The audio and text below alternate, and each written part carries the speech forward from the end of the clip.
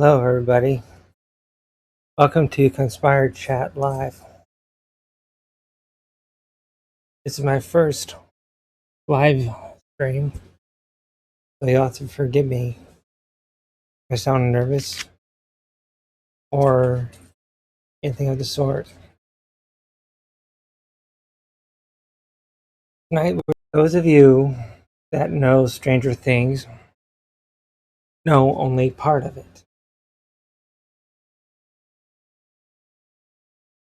The majority of it will soon probably be lost to time unless we preserve it. Why? Because that's the way they choose it to be, whoever they are. Need to think like they do. They give a little so they can gain a lot. They know the popularity of the Montauk Project, thanks to docudramas known as Montauk Chronicles by one Christopher Garetano. That chronicles the story of three main characters and one minor character who goes by James, who is actually James Bruce, aka Soldier Talk on YouTube. Preston Nichols is no longer with us. Abalek no longer with us. Duncan Cameron no longer with us.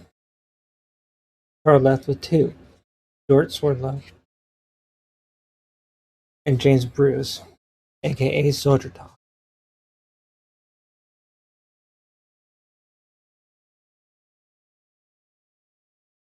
Now, since people don't like to go through history, we're going to do it anyway because it's important. We'll bypass the part of the Philadelphia experiment, which is related. And before I start, you can find all this information and more on YouTube. Docudrama Montauk Chronicles, with an emphasis on the YouTube channel 3, the number, and X, all as one. So channel 3X. Christopher Garetano has since made his documentary free on YouTube as a 6-year anniversary. But I highly suggest you pick up. Also, Preston Nichols wrote a book series. That book, and there's 4 main book series that he's involved with. The primary one is Montauk Project, Experiments in Time. Again, the Montauk Project, Experiments in Time.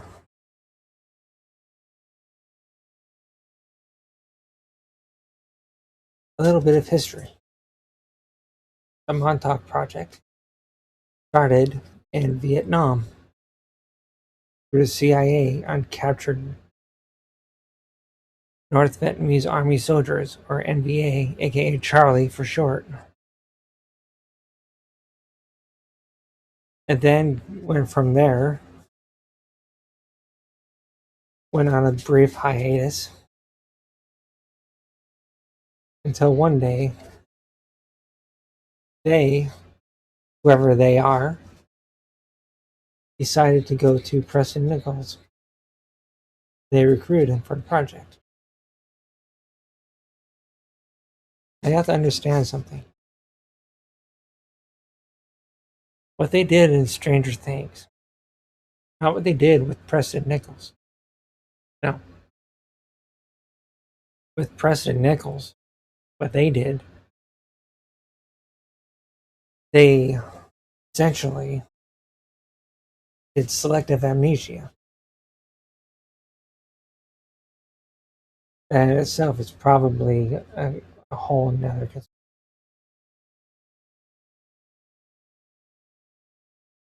How would they do that? Same way they did it to the Montauk Boys. Will be talked about later. MK Ultra, which has in fact been proven to be true. Again, Channel 3X on YouTube.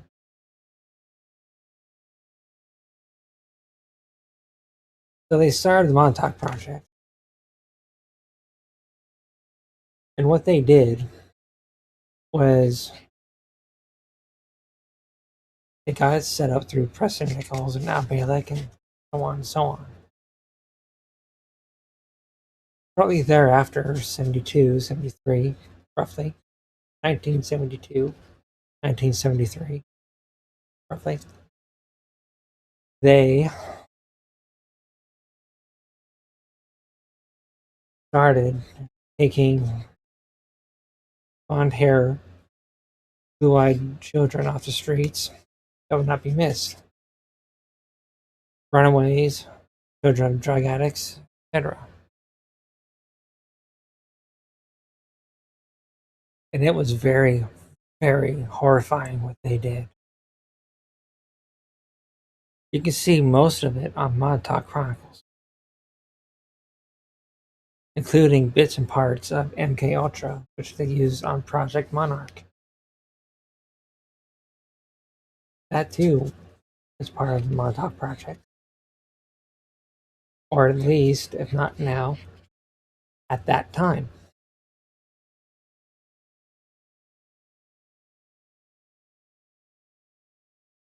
What they did,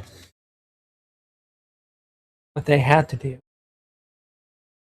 was break down the mind and put it back together for their purpose. It did it through torture, and I'll substitute it by saying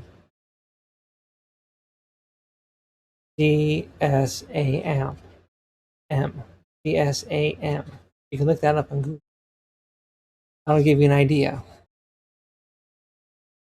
They did all of that, plus murders, killing of animals. All while they watch break their mind. Then they put it back together.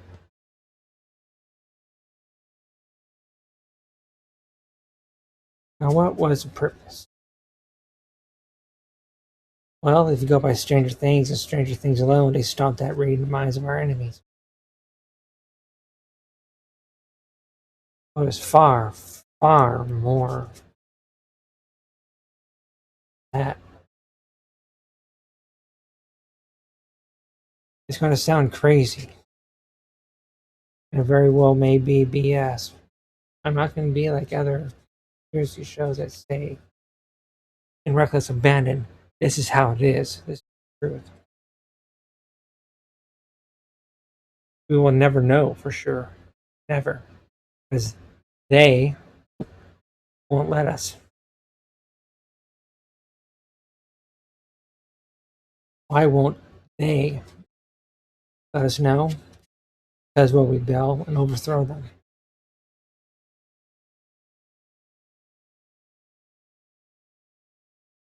What they did was they would put said Montauk boy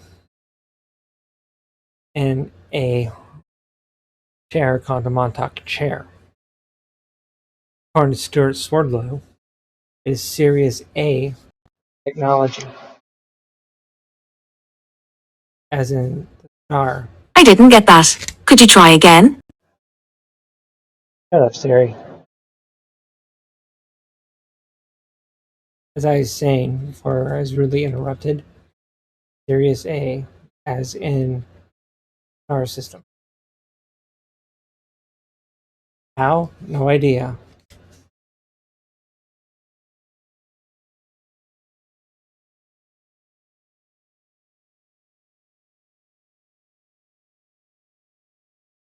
After they put the Montauk boy in the chair,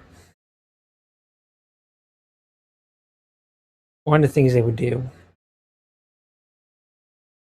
Well, actually, let me go back a little bit. At first, with Duncan Cameron, they would put something in his hand, or they would use their voice to describe something. And it would be made reality.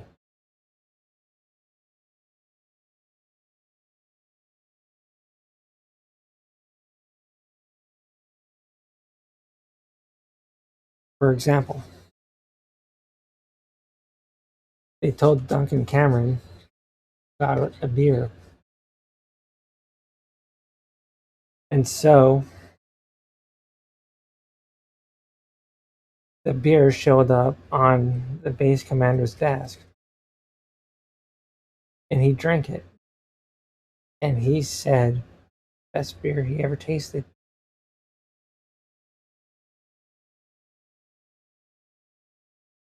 Now, the more serious part.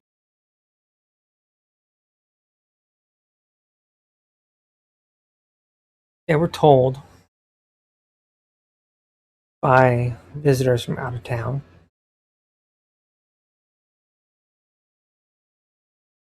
that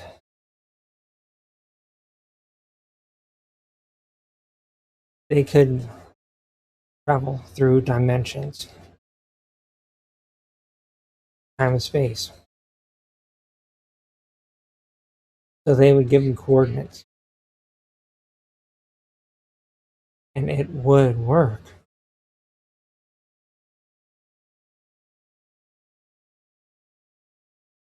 They lost majority of them. Or, according to Stuart Swordlow, sometimes they wouldn't come back. Meaning they were gone. Never to return. Ever.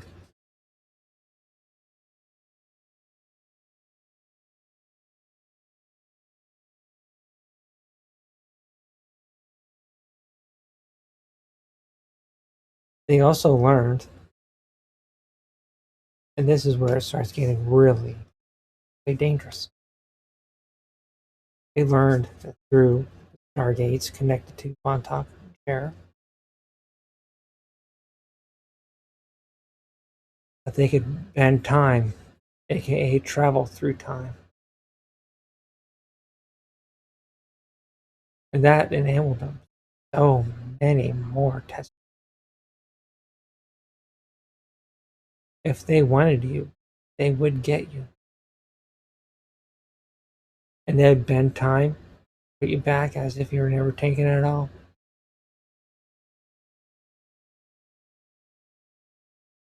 If you died during the project, according to certs, were lucky enough to die during in the project, I figure it would be a milk carton child. But that's just my reasoning.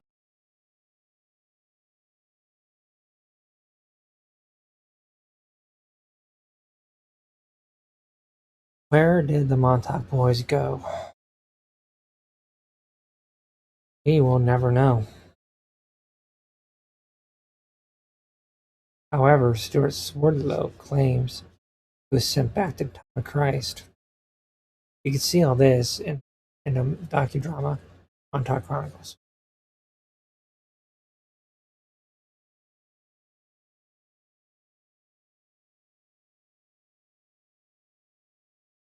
I'll let that sink in.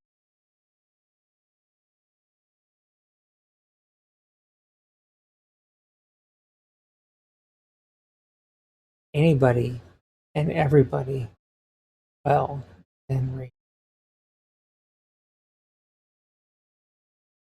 But they needed the right genetics.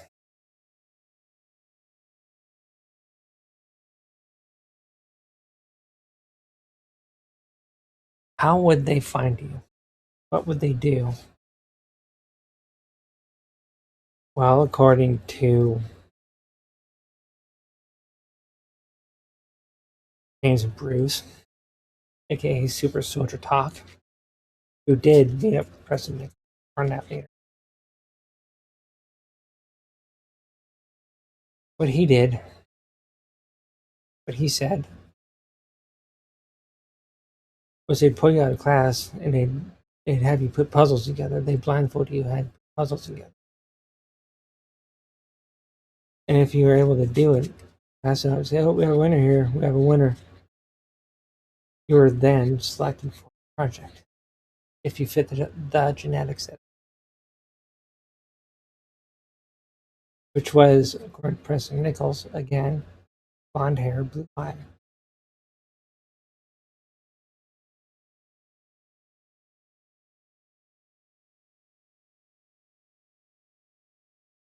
Now about James Bruce meeting Preston Nichols. I'll let you search out his channel, and when you find it on YouTube, type in the search bar Preston Nichols. You're going to see something that is quite different.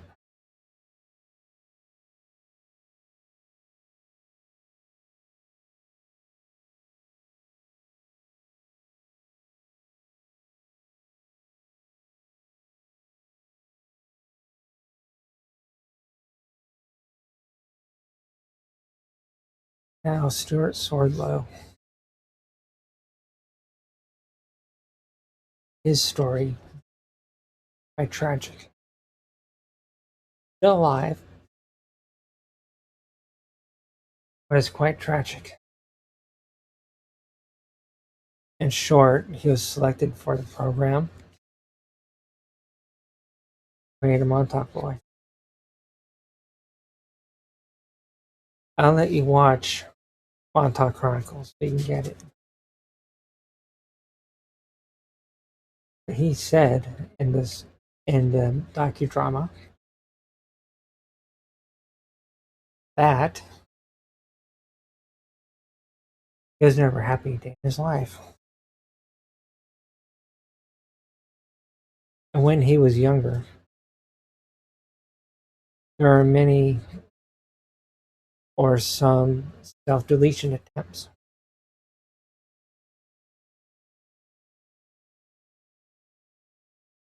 Why? During the project, they would do suicide programming.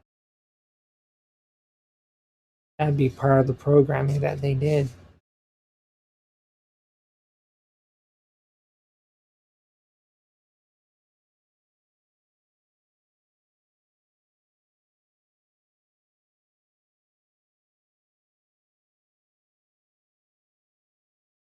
You can find Preston Nichols' books on Amazon.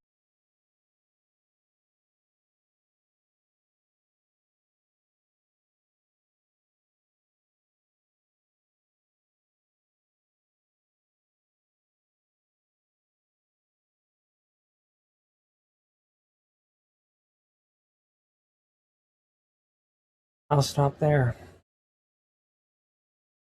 because I want you to investigate on your own. I want you to learn on your own.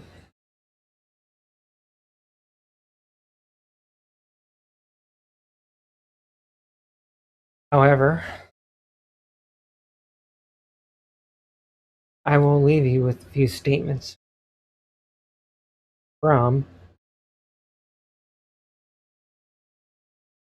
Preston Nichols and our past friend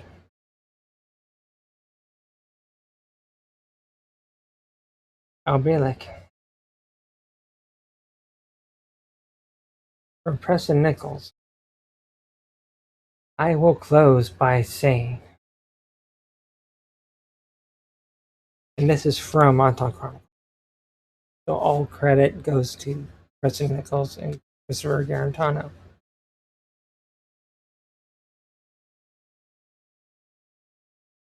Take it and use it, but use it for good.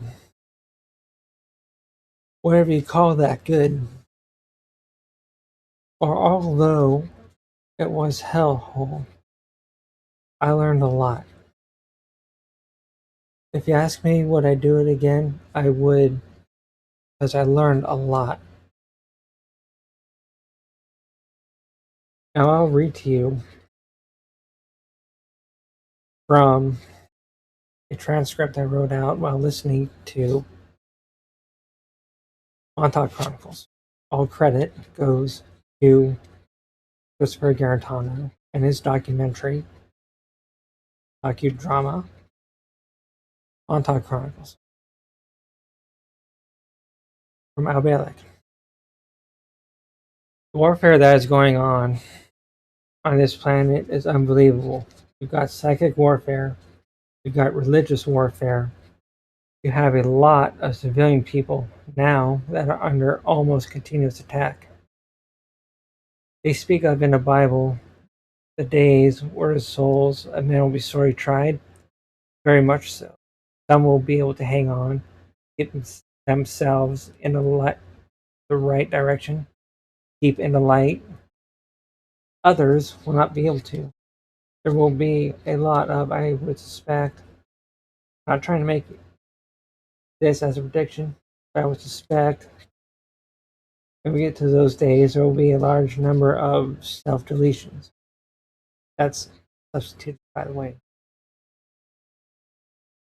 If enough people get their heads screwed on straight and realize what's going on, and if they have control of the situation, if they wish to exert control, they will have the control. Civilization will not crumble, collapse as been predicted. It will survive, or it will change. It will have to. But people can change history. History is not cast in stone.